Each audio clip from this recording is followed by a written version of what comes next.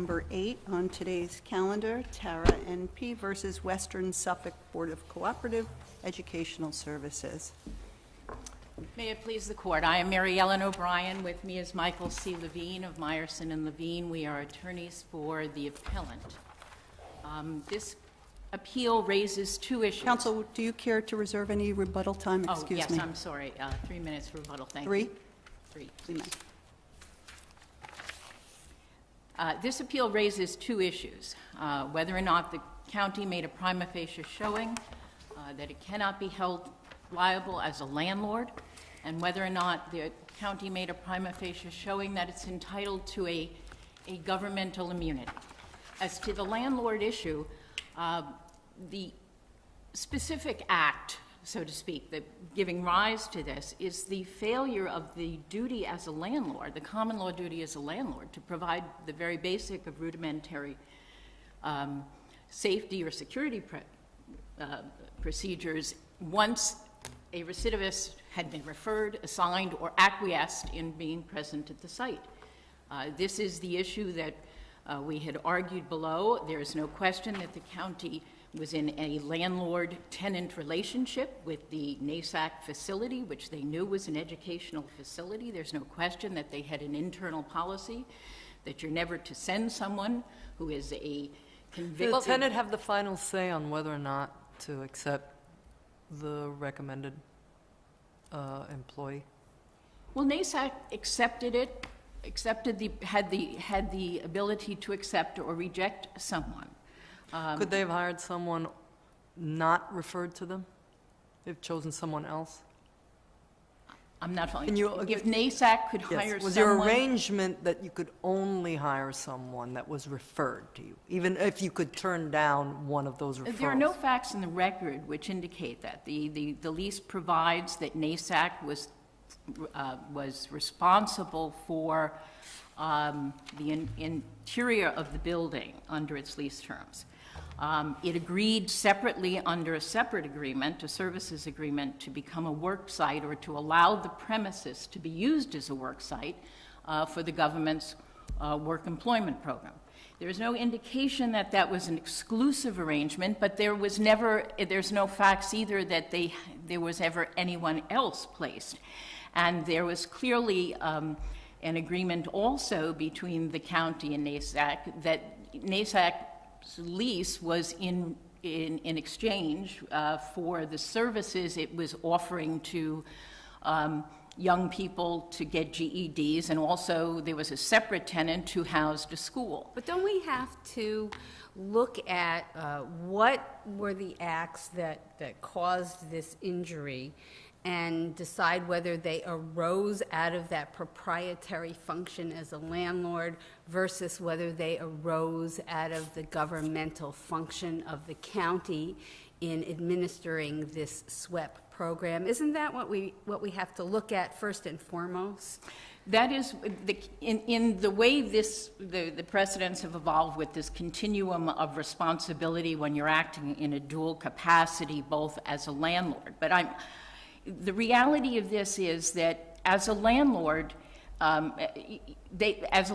you still have an ongoing and exclusive duty, a common law duty, to provide a safe premises for foreseeable harm. Right, but the question is whether the state has immunity from that liability because, again, if the injury arose out of not their landlord role, but their governmental role, then we have a different analysis. Isn't that correct? That's true. Under the case that in the referral, where you isolate the event to the referral, saying the referral is all I'm responsible for as a county.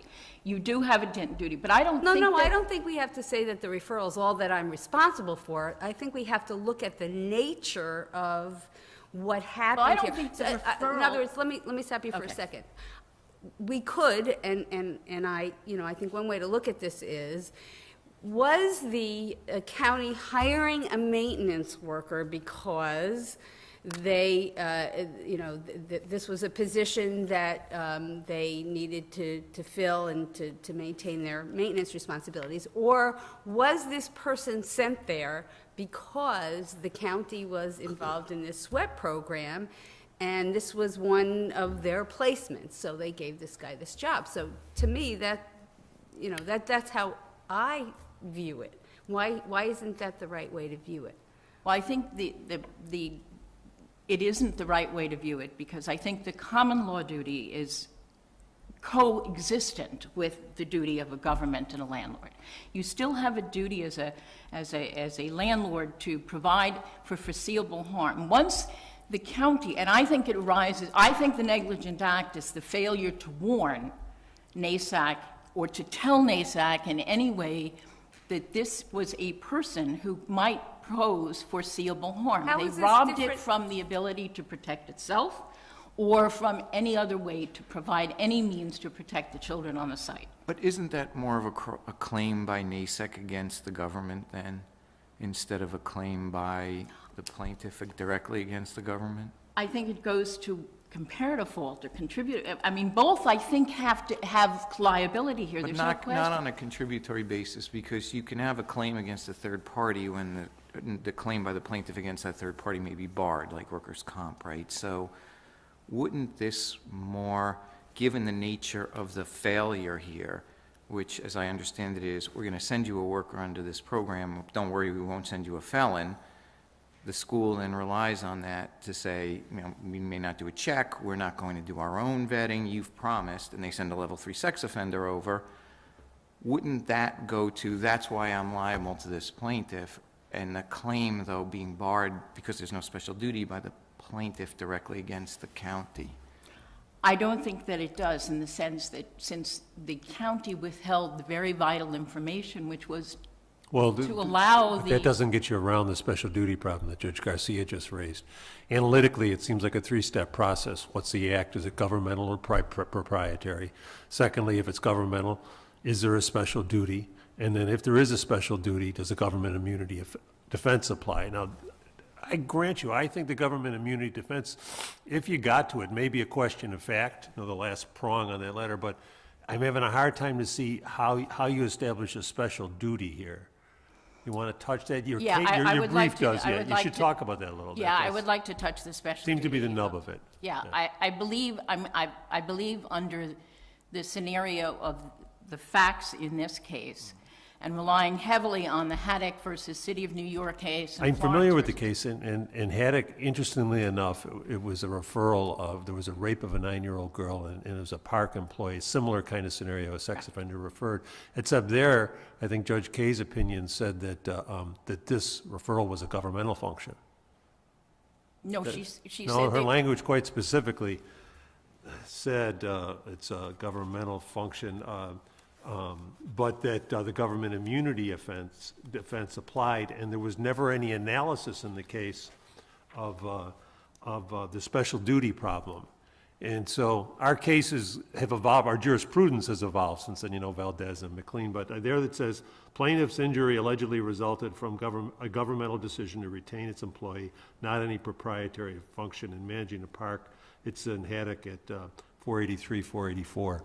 And I think I recognize that there's a problem here in our jurisprudence because, the facts are so similar here and they apply the government immunity defense, but I still see the special duty problem. With regard to the special duty, the only two prongs, I think the key thing here is by eliciting NASAC to be a work site. There was a very special obligation that was assumed, according to the factual record, which was that you were not going to send someone who was a recidivist sexual offender. And I think that there was clearly knowledge that that person would cause harm. And the two last prongs, which are the direct contact and justifiable reliance, which, according to the jurisprudence of this court, have relied heavily on the direct contact between the person who is harmed and the reliance of the person who is harmed. But in a case like this, where you have a school where she's the locus parentis, we've got disabled adults, we've got children, the promises and the justifiable reliance directly to the Rosemary Deering of NASAC between the county, I think can be imputed, or for the benefit of the children and the people at this basically raises a question of fact in my mind under Florence v. Goldberg and Haddock, because you have a duty here that was assumed, and this is clearly a ministerial act, because for 8 months, while the county tracked the hours that that Mr. Smith worked, and while the county knew he had work restrictions, which meant he was a sexual offender. They may not have known he was a sexual offender twice of minors, but they certainly knew he was a sexual offender of minors. And they had him there, and nobody ever questioned that assignment. They had an internal policy that said you're not to assign someone to that school or any educational facility. Counsel, I get what you're saying about tracking the hours of Mr. Smith, but referring him to the program, you think that was a ministerial function as opposed to no discretion on the government's Well, part? the facts and the fact pattern as developed in the record was that Elizabeth True says that the counselor just matched him up with the zip code and referred him there because he didn't have a car and he could walk. The other thing that she said was, well, you know, he was going to be working outside. She knew he had a work restriction. So there really was no reasoned judgment, which is the whole purpose of the special duty, the ability to allow county workers to be free to... We don't know whether there were other employers who were similarly situated or prospective employers that Mr. Smith could have walked to work, right? We do not know that. Yeah. We do not. There's no facts in the record, and that would mean that you would have to have a question of fact to establish a special duty if that were the case. Thank you, counsel. Thank you very much. Counsel? May it please the court, my name is Christopher Jeffries, Assistant County Attorney with the County of Suffolk for the respondents in this case. I believe the questions on the direct examination point out the problem, and this court's Applewhite decision, I think, solves the first major hurdle. In Applewhite, which is the guiding principle that we're using, it's your most recent decision on the issue of governmental propriety versus governmental function. The test is not whether the same thing is done by a private enterprise, but rather whether the governmental entity is exercising its powers and duties of government conferred by law for the general well-being of its citizens. Counsel, sorry to interrupt you, but this is a troubling case to me for a number of reasons, but the cost, let's say we agree with you in the appellate division, and then you have a case where the county specifically represented they wouldn't send a felon, let alone a sex offender, to this institution, arguably relied on by the institution, and then you say, but you know, we have this immunity here. So the message that could be taken from that is you could enter any agreement you want with the placement of these workers and say, don't worry, we're not going to send you a sex offender. Then you do, like, sorry, you should never have relied on that, probably because you know the Court of Appeals is never going to hold us liable. That troubles me. And this is somewhat different than a case where this was part of the program, you had your own internal policies, you sent someone. I think that's the case with the park that Judge Fahey was referring to. This is different. How do you if I can help you a little bit with message? that. In this particular case, we have 3 contracts that are in the record that form the entire agreement between the county and NASAC. There is the lease, there is the service agreement, and there's the memo of understanding. And in those 3 documents, that sets forth all of the rights and liabilities of the parties. There are merger agreements in it, there's no oral modification clause agreement, and if there were to be no referral of criminals, it could have been stated in the contracts. It's not. The contracts are absolutely silent about who is to be referred. What is that stated in? That representation is made where? The lease agreement says that the lessee will equip, operate, a training facility for citizens of Suffolk County who are unemployed or underemployable or economically disadvantaged. Right. That's what the lease says. There's nothing about the qualifications of the people. They just have to be unemployed or unemployable. The services agreement says the contractor at no cost to the county shall develop a program to train and educate persons needing and deserving to become employed or upgrade in skills for employment. There's, again, nothing in there that puts any limitation of any kind on the individuals who get referred. The third written document which modifies the service agreement, because it can only be modified by a writing, is the Memorandum of Understanding. And in the Memorandum of Understanding, the parties hereto desire to make available for eligible Suffolk County residents an employment and training program that includes work experience under the Work Investment Act, WIA, or SWEP. So what's the genesis of the agreement not to refer The this? genesis of agreement comes from the request from NASEC. NASEC requested through the state system, because we have to understand the computer system that operates all of these systems are run by the state of New York. When it was run by the county of Suffolk and all of the individual counties, there were 62 different computer systems running the WEP programs under 366C. The state brought it in within its own management, and they made certain determinations of what individual counselors could see. And the determination was that they could not see the negative input, that NASEC had a position that they didn't want criminals, that was the thing that was blocked from our counselor. That is a NASEC. You're saying that that's in the computer program? Yes, it's actually in the record also. Not a negotiation about that? No, no. Now, would we, if we had seen that, sent somebody who is a criminal to NASEC? No, we're partners with NASEC. We would do what NASEC would have asked. But it's NASEC's policy, not the county's policy. The county's policy is to get everyone who is in the SWEP program employed, employable, or trained. So you never confirmed to them that what you're saying is in the computer program, their policy is something that you were in accord with? You trailed off at the end, I'm sorry. So there was never you're saying there was never any communication that you were acquiescing to this policy? Our person says we told NASEC that this person was a criminal. Ms. Deering, who was the executive director, says, I don't remember that. But I think the judge's question is, Judge Rivera's, did you ever communicate, did the county ever communicate to the school, let's call them, that they would not send them No, there's nothing in the record to indicate that.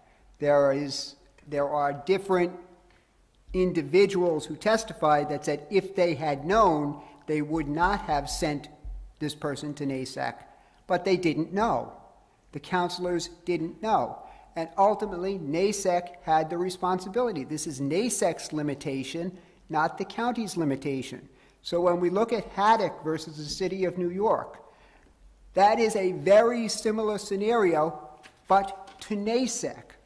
In Haddock versus the city of New York, the claim was negligent retention of an employee. The city of New York had chosen to hire, in that case it was a rep person, it was a former prisoner who is in a SWEP type program. And the city kept that person as an employee. Now, the city had certain guidelines for criminals in their own program, and they had to do certain things according to their own guidelines, and the city didn't do it. And Judge Kaye, in her decision, criticized the city for not doing that.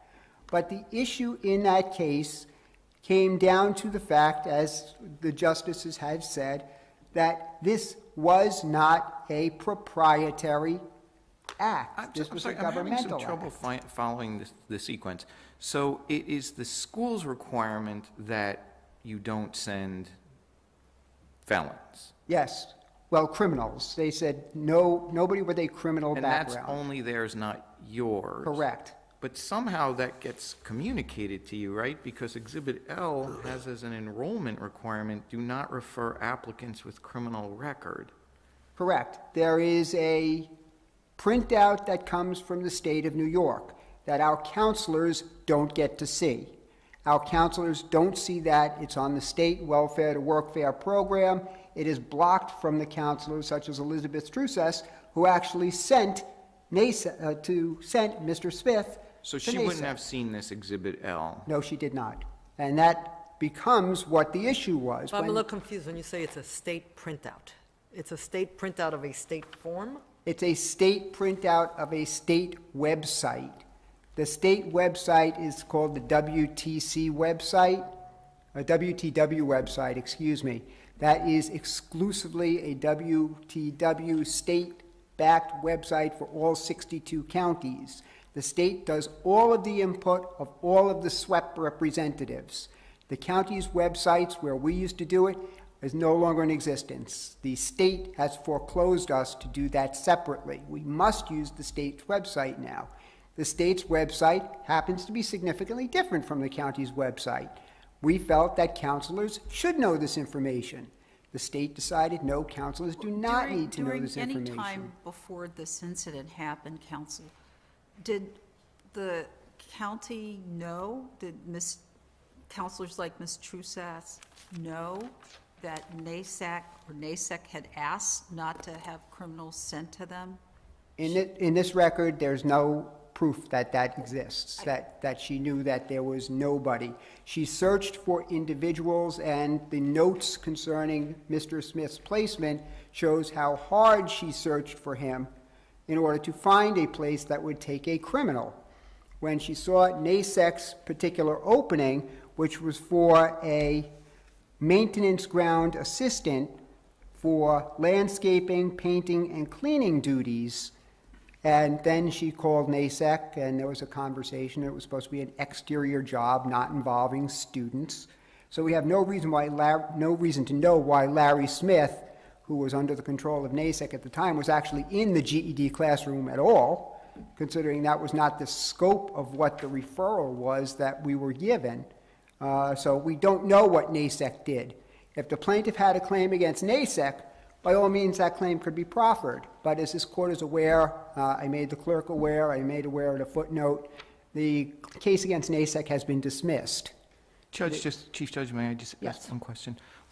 So under the county program, your person making this decision, she knows this is the criminal history of this person. Yes, she does. She doesn't know, because it's in the state system, but shielded from her, that they have a requirement that says no criminals. Correct. She does not know NASEC's limitations on it. And then your person, let's call them, it makes a decision, given the job description here, to place this person in this facility. Well, it was a call. It always ends up with a call to the potential SWEP, I don't want to say employer because there's not an employment relationship there, but the SWEP trainer.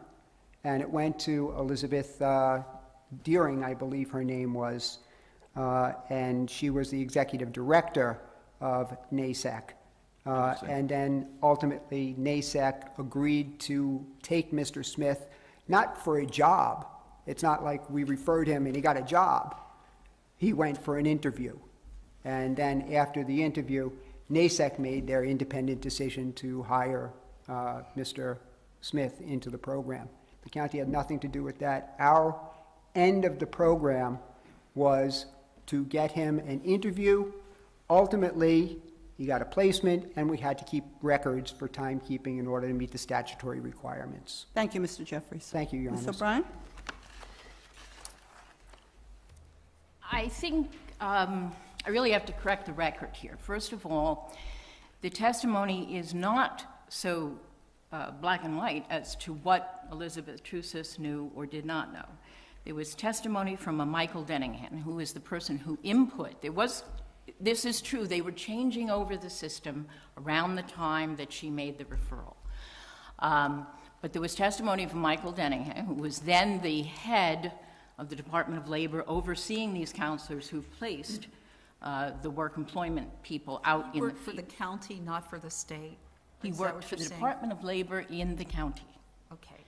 And he input he said that he input, I believe, it was in July, before the placement was done in August, and that all Elizabeth Trucess had to do was to hit the spot, and the second page, which was the offering page, evidencing the restriction, and it was our understanding from Elizabeth Trusis's testimony that that obligation was extracted, and it was a promise that she got from the county when she went into the agreement to allow the premises to be used as a work site. So it was an oral, I'm sorry. No, It- that was the question, yeah. Yes, an I oral think it promise? was an oral promise, but it then appears in her offering sheet, which describes that this promise was made, and it's been memorialized in the offering sheet.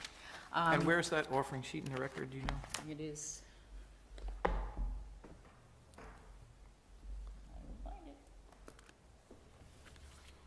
Perhaps your It's co-counsel on- can. It is on, you can see it, one of them, it appears in several places. Okay, 706 in volume 2. Great. I've you. got, do not refer an applicant with a criminal record. That's in the offering sheet. That is right there in 706. And clearly the county had that sheet? According to, I think it was, there's a county, a woman by the name of Bailey is her last name, and another young gentleman, had a hard name to say, both of who were deposed and both of whose testimony appear in the record, all Are county testified. employees? County employees, all counselors, like Mrs. Could I, Cruz. I'm sorry, could you just clarify, what is an offering sheet? The offering sheet apparently was the second page, that when the counselors had it on this computer system, they had the first page, which listed work restrictions, which told the counselor that the party they were interviewing was a person with a... All right, let's try to define. So, you developed the offering sheet, correct? No, the county did. The county develops this offering sheet and Yes, fills county. in And all these parameters? They based filled on- this in themselves? Correct. This was... And then they upload it into the computer? Right. They're the ones who put this information into the system based on their conversation with Rosemary Deering. And this is why I think there's a question of fact here as to... The problem is that, just let's take it, excuse me, Judge, I just want to go through this for a second. Okay. Recognizing here, to create a special duty here, you're going under the voluntary assumption of a duty, right? That's your theory. And we all recognize it's a 4-part test, and you got to meet all 4 parts. And in going through them, there's assumption, knowledge, direct contact, and justifiable reliance. Where's the direct contact? Well, there's no direct contact with Tara, but there is direct contact with Rosemary Deering, who is the one who... Let me just finish. Doesn't there have to be direct contact between the county's agents and the plaintiffs in order to create that special duty? But there have been minor exceptions in a very narrow realm, and that is the Florence v. Goldberg. There was no direct It's a contact. second department case that you're talking about? The Florence v. Goldberg I don't case. remember. I I'll look at think it again, maybe though, you yeah. I know what were- you're talking about, yeah. Yeah, I mean, under That seems that... to be, let me just finish the point, and I recognize your time's up, but maybe the Chief Judge will allow you to respond. That seems to be the weakest link of the 4 prongs for you.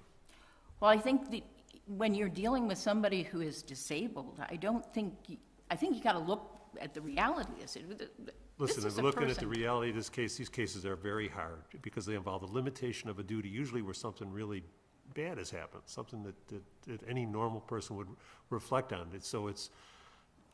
We recognize that, I think, honestly. It's more a question of trying to apply some awful facts, almost always in these kind of cases, to a rather rigorous rule. So that's why I ask you that. Well, I agree. There's no direct contact to Tara, but I think you have to consider the direct contact to the NASAC. Thank you, Ms. O'Brien. The NASAC, okay.